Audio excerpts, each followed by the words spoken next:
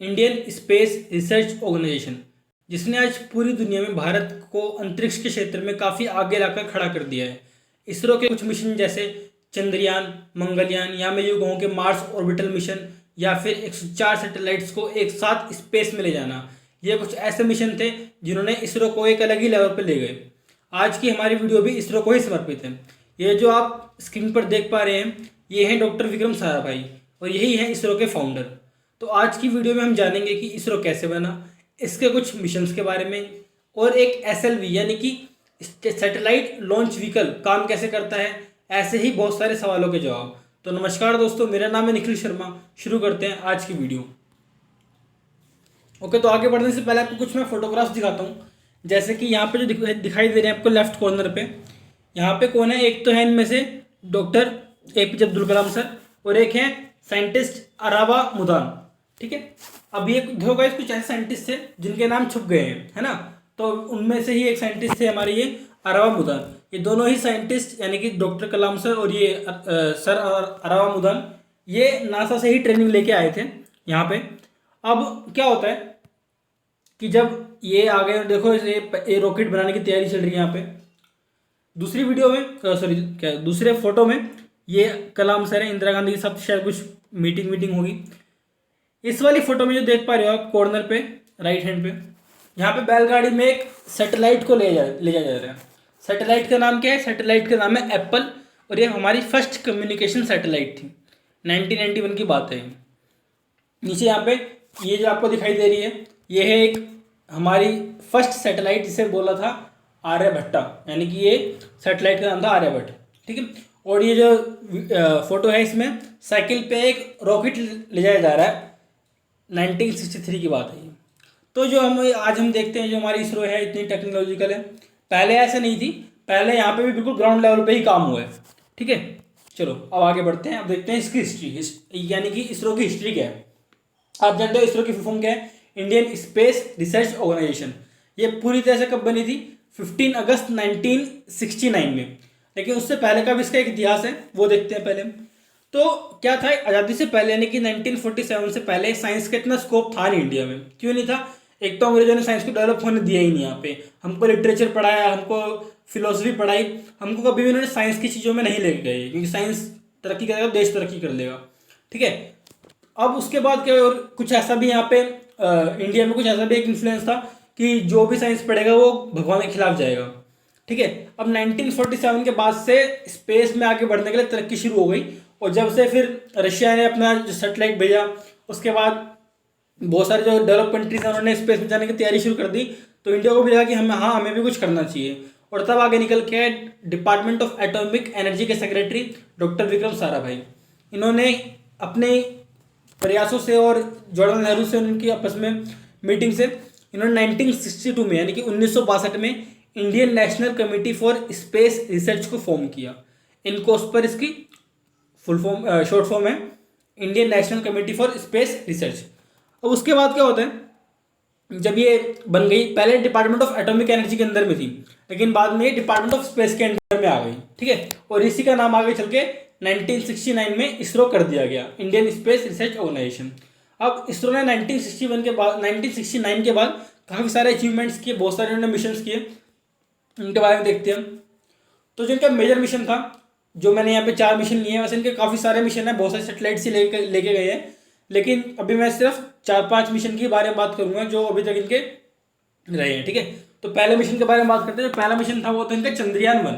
तो चंद्रयान-1 मिशन था, ये 2008 में आया था, ये मतलब 8 में लॉन्च हुआ था ये, और ये हमारा फर्स्ट लूनार मिशन था, है ना। यानी कि जो फर्स्ट हमारा चांद पे जाने वाला मिशन था यही था, और इसने मेजर बूस्ट दिया हमारे इंडियन स्पेस प्रोग्राम को।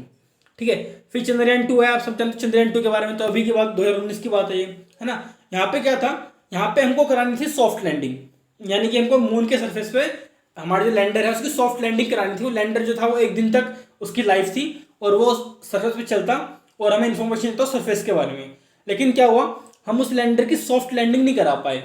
ठीक है, इसकी वजह से क्या हुआ, वो जो लैंडर था एकदम से वो ग्रेविटी के इफेक्ट में गिर गया और वो वहीं पे खत्म हो गया। तो इसलिए जो चंद्रयान-2 मिशन था ये सक्सेसफुल इतना नहीं हो पाया।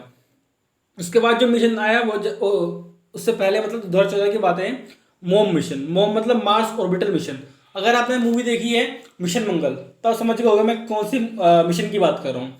इसमें किस मूवी में क्या था, मतलब इस मूवी कह रहा हूँ, इस मिशन में क्या था, इस मिशन में हमने अर्थ की ग्रेविटी का ही यूज़ करके अर्थ की ग्रेविटी से बाहर निकले थे हम। ठीक है, अर्थ की ग्रेविटी से हम बाहर निकलना पड़ता है किसी और ऑर्बिट में जाने के लिए, तो इसलिए हमने अर्थ की ग्रेविटी का ही यूज़ किया था। अगर आपने वो मूवी नहीं देखी देख लेना, पड़ जाएगा आपको, सब समझ में आ जाएगा कि ये मिशन कैसे कंप्लीट हुआ। एक और मिशन था एस्ट्रोसैट के नाम से, 2015 में मिशन आया था ये। अगर आपने नाम शायद पहली बार सुना होगा एस्ट्रोसैट का, यानी कि जो एस्ट्रोनॉमिकल ऑब्जेक्ट्स हैं हमारे स्पेस में उनकी स्टडी, जैसे जो सेलेस्टियल बॉडीज़ हैं, जैसे मैं बात करूँ प्लैनेट्स हो गए, मून हो गया, है ना, और कॉस्मिक सोर्सेज, यानी कि जैसे जो बिग बैंग के बाद जो बोलते हैं कॉस्मिक रेडिएशन ही हमारा एक वो था बेस, यानी कि जिसके बेस हम कह सकते हैं, तो वही बेस जो था वो था कॉस्मिक रेडिएशन। तो कॉस्मिक रेडिएशन की स्टडी है ना, तो वो सब इसमें इंक्लूड था एस्ट्रोसैट मिशन में। ठीक है, अब आगे देखते हैं।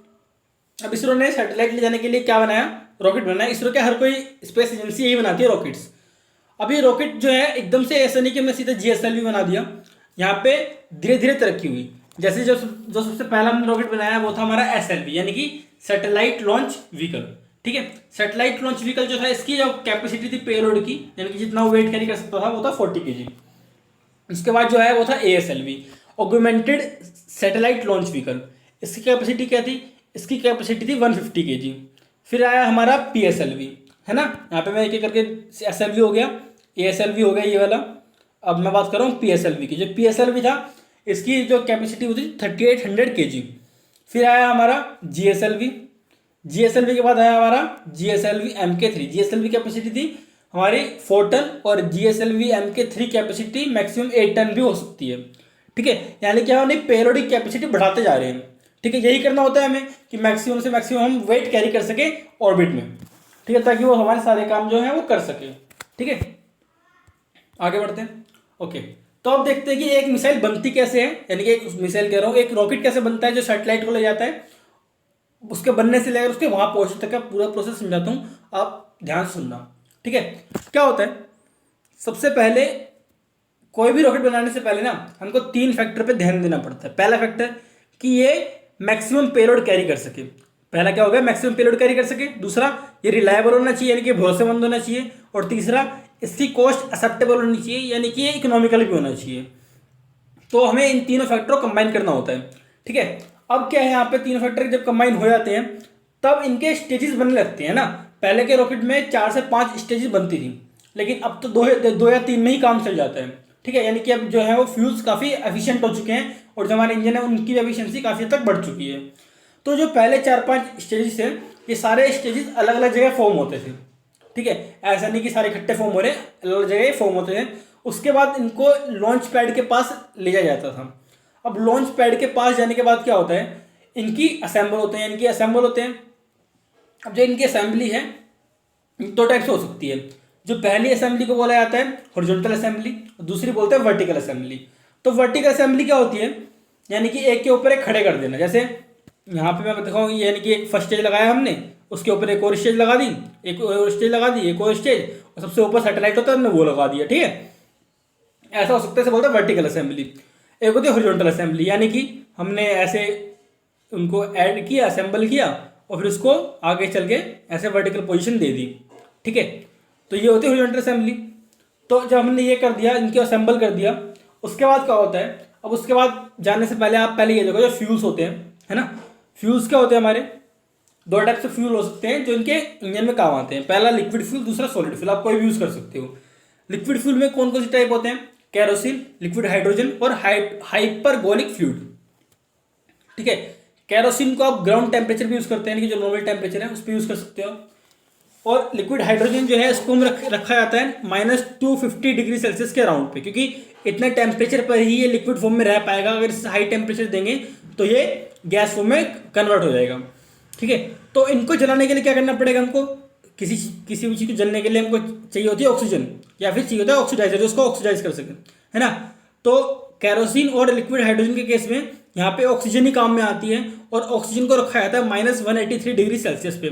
जानते हो आप क्यों, क्योंकि -183 डिग्री सेल्सियस पर ही ऑक्सीजन जो है वो लिक्विड स्टेट में रह पाएगा। ठीक है, अब उसके बाद एक होता है हाइपरगोलिक फ्लूइड। ये काफ़ी टॉक्सिक फ्लूइड होते हैं, इनके जो ऑक्सीडाइजर है, जैसे हमारा हो गया नाइट्रिक एसिड, ये ऐसा क्या है, ऑक्सीडाइजर है। तो जब ये कंबाइन हो जाते हैं और सॉलिड में क्या है, रबरी मिक्सचर ऑफ सॉलिड कंपाउंड, जैसे जो फ्यूल हो गया ऑक्सीडाइजर हो गया, उनका जो एक रबरी मिक्सचर है वो हो जाता है। अब उस मिक्सचर को, चाहे वो लिक्विड का हो चाहे सॉलिड का हो, उसको कंबशन चैम्बर में डाला जाता है। अब कंबशन चैम्बर में डालने के बाद वहाँ पे कंबशन होता है, गैस रिलीज होती है, गैस को एक नोजल से पास आउट कराते हैं और वो काफ़ी हाई स्पीड से अर्थ पर अपना प्रेशर लगाती है। यहाँ पे काम करता है न्यूटन का third law, action is equal to minus reaction, यानी कि जहाँ पे एक्शन होगा वहाँ पे रिएक्शन भी होगा। ठीक है, तो जब नीचे प्रेशर लगेगा तो रॉकेट कहाँ जाएगा, रॉकेट जाएगा ऊपर।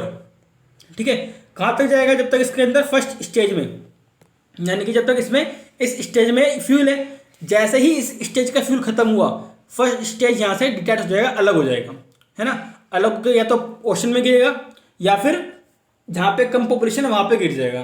ठीक है, उसके बाद सेकंड स्टेज काम करेगा। सेकंड स्टेज में क्या है, जो रॉकेट का खुद का इंजन है वो काम करेगा, उसका फ्यूल खत्म हो वो भी अलग हो जाएगा। थर्ड स्टेज में क्या है, उसका फ्यूल खत्म हो वो भी अलग हो गया। दिख रहे ना आपको, जहाँ पे लिक्विड फ्यूल लिखा हुआ है, कहीं पे सॉलिड फ्यूल लिखा हुआ है, लिक्विड सॉलिड फ्यूल ये समझा दिया मैंने आपको।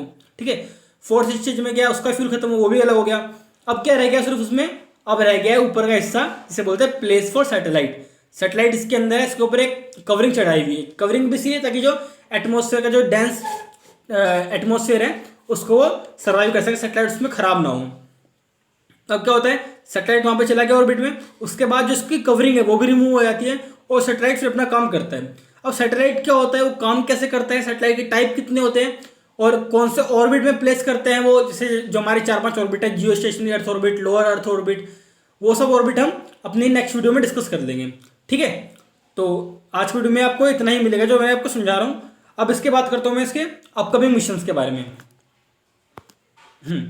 जो इसके अपकमिंग मिशन होने वाले हैं, जैसे चंद्रयान 3 हमारा आने वाला है। चंद्रयान 3 2021 में लॉन्च होगा, है ना। ये क्या करेगा, मून के सरफेस पे सॉफ्ट लैंडिंग करेगा। जैसे अभी जो अपने जो हमारा मिशन ये फेल हो गया था, तो ये इस पर सॉफ्ट लैंडिंग करने वाला है। गगनयान मिशन आने वाला है। गगनयान मिशन में क्या होगा, 3 लोगों को तैयार करेंगे जो जाने वाले हैं इसमें। फिर एक और है आदित्य L1, ये सन के सरफेस की स्टडी करेगा, सन के सरफेस पे नहीं, सन के सरफेस की स्टडी करेगा, जिसे बोलते हैं कोरोना। ठीक है, अब ये कोरोना और ये कोरोना, यानी कि जो कोरोना अभी चल रहा है जिसने तबाही मचा रखी है, दोनों में डिफरेंस है, तो दोनों में कंफ्यूज मत होना आप लोग। ठीक है, एक है लूनर पोलर एक्सप्लोरेशन मिशन, इसमें तो जापान हमारे साथ है, जापान प्लस इसरो काम कर रहे हैं इसमें, है ना। इसमें मून के साउथ पोल पर जाने वाले हैं। ठीक है, resort MA radar imaging satellite है जो हमें हर टाइप की इन्फॉर्मेशन देती है। निसार है, इसमें नासा और इसरो काम करने वाले हैं। मंगलयान 2 जो मार्स में जैसे भी गए थे, मंगलयान 1 था जो हमारा मॉम मिशन था, इसका पार्ट 2 भी आने वाला है। शुक्रयान यानी कि जो वीनस के सरफेस की स्टडी, है ना, हम वीनस पर जाने वाले हैं 2023 में, शायद हम इसको अचीव कर लेंगे। तो आज के वीडियो में बस इतना ही, और जो सैटेलाइट काम कैसे करता है, अर्थ के ऑर्बिट क्या होते हैं, वो हम अपनी नेक्स्ट वीडियो में डिस्कस कर लेंगे। तो ठीक है, फिर मिलते हैं अपनी नेक्स्ट वीडियो में। अगर वीडियो पसंद आई आपको तो इस वीडियो को लाइक करना, शेयर करना अपने दोस्तों में। हाँ, शेयर वाली बात तो मैंने बोल दी शायद। सब्सक्राइब कर देना पसंद आए तो चैनल, बाकी मर्जी है आपकी। तो मिलते हैं अपनी नेक्स्ट वीडियो में, तब तक के लिए जय हिंद।